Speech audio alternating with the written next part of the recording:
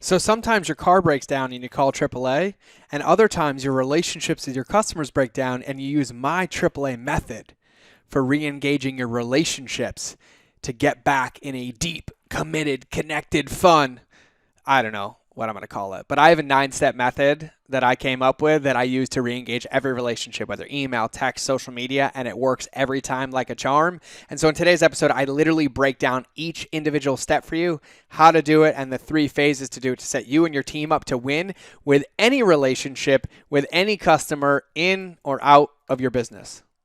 So let's get into the episode.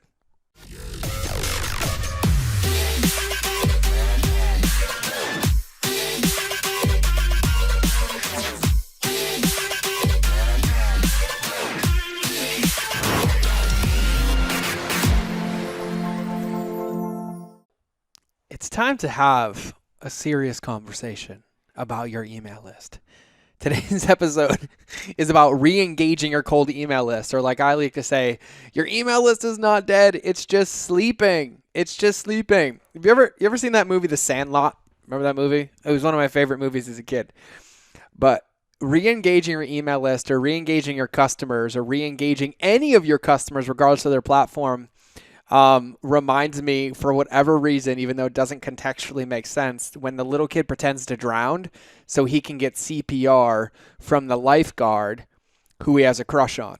And the way that I think about business is if somebody has trusted you enough with their email or their credit card and they're not engaging, it's their way of begging for you to lead them or pay attention to them or to guide them differently, to either realize that they don't want to be in your world anymore and your journey is complete, or they need you in the world to guide them and lead them because they trusted you already. And so literally, I created, this is proprietary to me, but I created the 9-step method. So I call it the 9-step AAA method. And I say that AAA is not just for when your car breaks down, it's also for when your relationships break down in your company. And quite frankly, it also applies to your team culture, to your other relationships. But in this lens, we're going to be talking about how it applies into your business and into the relationship with your customers. Okay. And so I think the most important thing to remember with all of this is that none of this is permanent. Like, let's say you have an email list and you stopped emailing them. Your list isn't dead. It just needs CPR. It needs to be revived. It needs to be brought back to life. If you were consistently on social media and then disappeared for 90 days, you don't delete social media. You re-engage. You lean back in with a plan to get the blood pumping again and then to keep it pumping. And so it's really, really important to understand that when it comes to our business, regardless of your business, engagement is basically the art of a relationship. What we're really talking about is how to keep a relationship fresh, how to keep a relationship exciting, how to keep it connected, how to keep it valuable, how to keep it moving forward. And just like anything, if we do not pay attention to it, it tends to become stale. It tends to become stagnant. It tends to lose, it tends to lose its allure, its excitement. And so we need to be paying attention. And in my opinion, my expert, non-expert, whatever you want to label me opinion, I don't think there's any better place to be attentive of a relationship than the place where the people who you're tending to are the ones who keep your business running.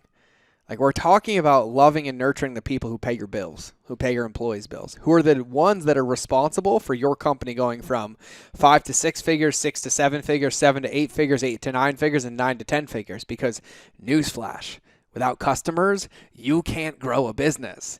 And so, in my opinion, this is the most important thing to understand, and it's the most important tool to have in your toolbox in any area of your life or business, because you will always need the ability to be in a relationship with your customers and to understand that game and to plan for if it does get quiet or if it does go soft or something happens and you have to re-engage. So that's why I created this 9-step process. So I call it the 9-step AAA method.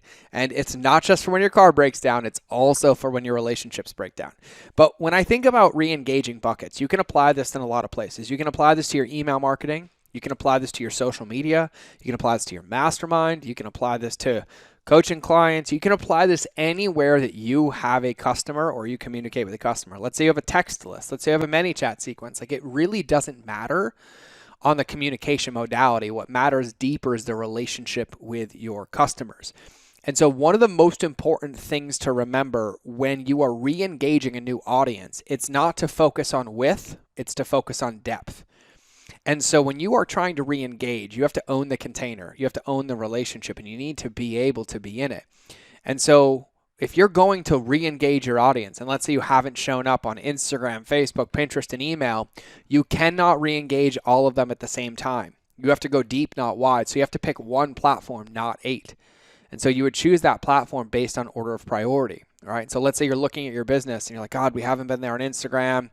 It needs a refresh, but we also haven't been there on email and people are actively buying. Let's prioritize our email. And you make a plan to re-engage your email. And then when it's complete and when it's operational is when you move into the next bucket. But when it comes to re-engaging, depth wins, not width. Nobody wants to re-engage a relationship with shallowness. They want depth. They want to feel safe. You have to recondition trust. You have to renegotiate the confines of the relationship because everything's a contract, whether we realize it or not. And by contract, I mean when we get into a relationship with our customers, they have an expectation of us based on our agreement. And if that's broken, it's our job to renegotiate it. It's our job to reinsert it. It's our job to rekindle it, which requires a longer amount of time to gain it back than it did to have it in the first place or lose it. And so you have to focus on depth. And so when I think about these, I think about these in kind of buckets, right? And so I always think about the first 30 days. The first 30 days of re-engagement is to reestablish a new baseline of the relationship. But this is what's really, really important. I said reestablish a new baseline of the relationship. Don't compensate for the lack of relationship that was there because it's going to feel inauthentic and fake. And so, for example, if you promised your audience that you would email them every day and you just stopped emailing them, do not just start emailing them every day again. You would want to set a new maintainable baseline that feels safe and natural. If you told everybody you were going to go live every day and you disappeared, do not start going live again every day. It's always easier to speed up, but you can't ever slow down. And so what you want to do is you want to reestablish a new baseline, a safe baseline, safe expectations, ones that are no matter what sustainable, because what you need to reassert is that this is permanent. Like no matter what, you know I'm going to get you once a week. No matter what, you can rest your head on it. You can feel safe. I'm going to email you once a week. And they're like, yeah, that's possible. But if you come out of the gate like I'm going to email you every day again, and you already did that and stopped, it's going to scream red flag and it's not going to work. And so the first 30 days is about reestablishing a new baseline relationship. And what I said, and I'm going to say it again, is do not overcommit to make up for what was in the past.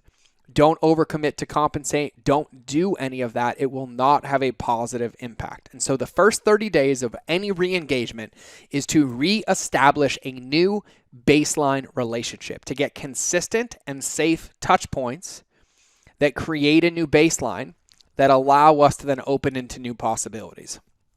And so then the next 30 days is all about the enhancement, surprising, and delighting. See, if you come out of the gate in the beginning, in the first 30 days, like, oh my God, I haven't emailed them. Let me give them a gift. They're going to feel like they're getting bought back. If you come out of the gate over-promising, you'll be like, oh, this isn't sustainable. But if you spend the first 30 days reestablishing a new baseline relationship, and then after that consistency is there, let's say it was 2 emails a week, that's 8 emails. Oh, it's the same, it's the same, it's the same.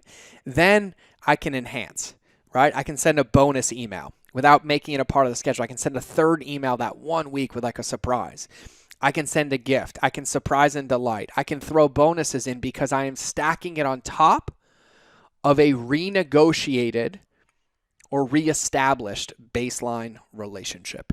And so before I go through the 9 steps, I want you to understand that you have to think about it in those buckets. And so remember, it's about re-engaging an audience. So in the first 30 days, what you want to focus on is reestablishing a baseline relationship, a baseline control, no matter what, you can rest your head knowing you're going to get an email every Friday, or knowing we're going to have a new piece of content every Friday, or knowing we're going to drop a new episode every Friday. So people can start to trust and feel safe and collect consistency over intensity to have that deep relationship. And then once that baseline is established in that next 30 days is when you want to enhance, surprise, and delight.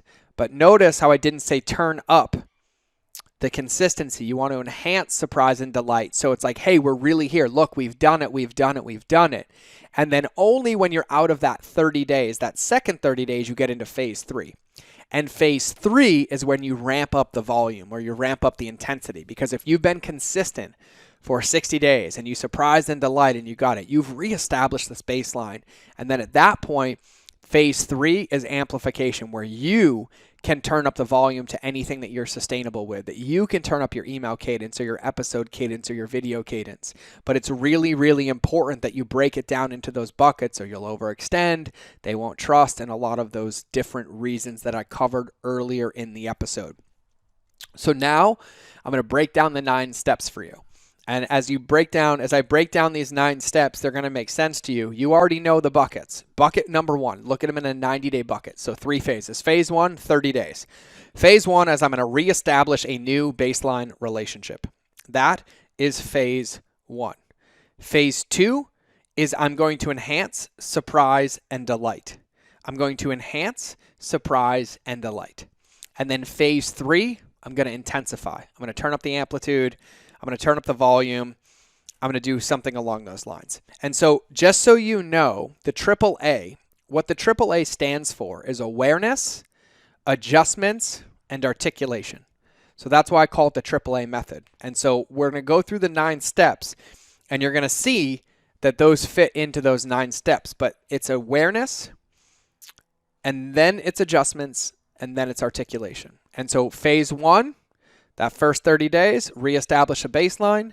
Phase 2, the next 30 days, is enhance, surprise, and delight. And then phase 3, in that 30 days and beyond, is amplify, turn up the volume, whatever it is that lands for you in that word, okay? And so here's the 9 steps. I'm going to talk you through them. Write them down. Reference them. I'm sure they're in the blog post on this post if you haven't been to the website. Every episode is at mindofgeorge.com with the episode and the show notes. I actually never talk about the show notes, but everything is at mindofgeorge.com. And I think I have some reference material for this inside the Facebook group as well. So step number 1 of your 9 steps. Step number 1 is become aware. I know that sounds really silly, but become aware, which means you have to remove yourself from the ride and you have to watch, right? So you can't be in the doing this. You have to have a reflection time, or as Keith Cunningham calls a thinking time. You need to set apart some time. And you need to become aware of what's happening. Like, why is this happening in the first place? Why did we stop engaging? You just need to bring awareness to, I'm looking for the ingredients here. I'm not trying to solve anything. I'm just trying to pay attention and collect as many inputs as I can as to how I ended up in this situation. So step 1 is to become aware. Step 2 is to explore why you stopped. So there was at some point an existing relationship, an existing contract, an existing promise. I'm going to go live every day. I'm going to send an email every day. I'm going to, drop a new episode 3 times a week. I'm going to blank, blank, blank. I'm going to insert whatever it is for you. And you get to explore why you stopped. And you get to do this without beating yourself up. No fault, no blame, no guilt, no shame. But you have to look at it and be like, wow, why did I stop? Did I stretch myself too thin? Did I overwhelm myself? Did I not plan accordingly? Did I not have a big buffer?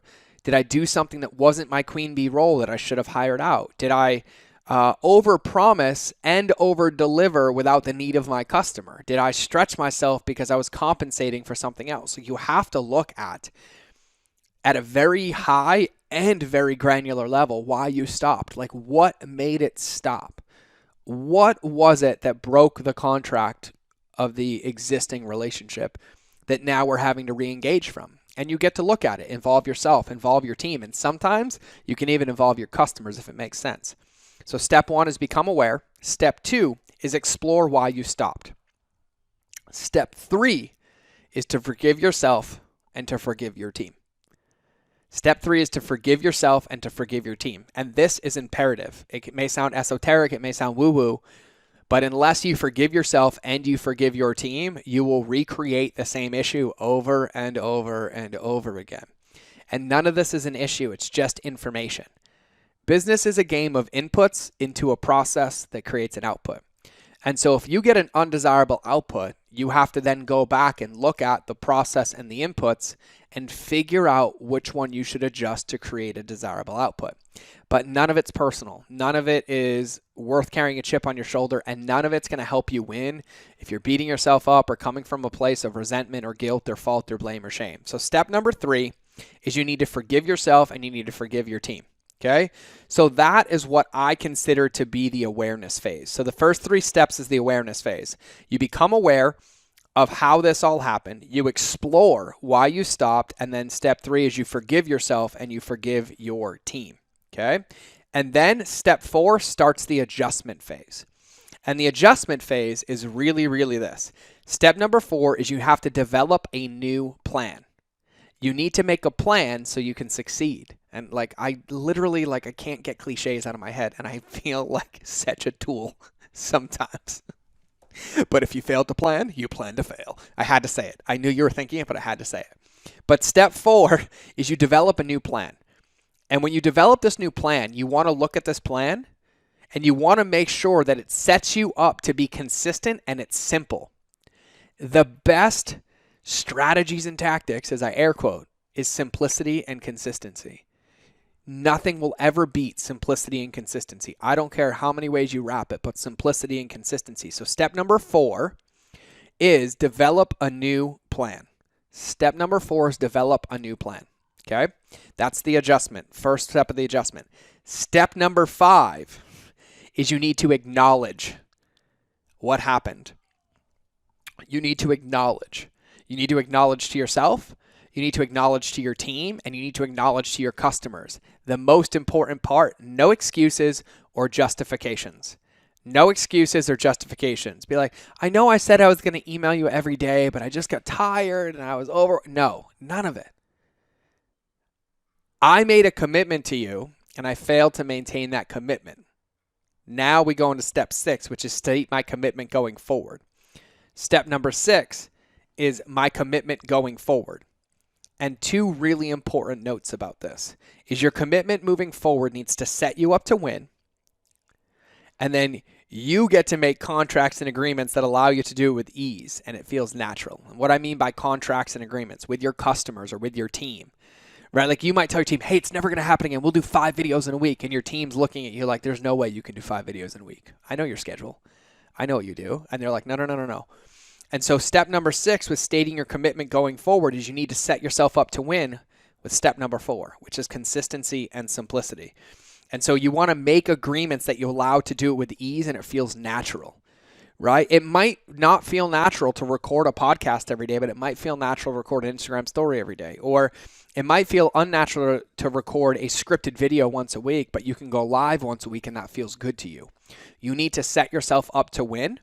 And so in the adjustments phase, it's step number 4 is develop a new plan with consistency and simplicity.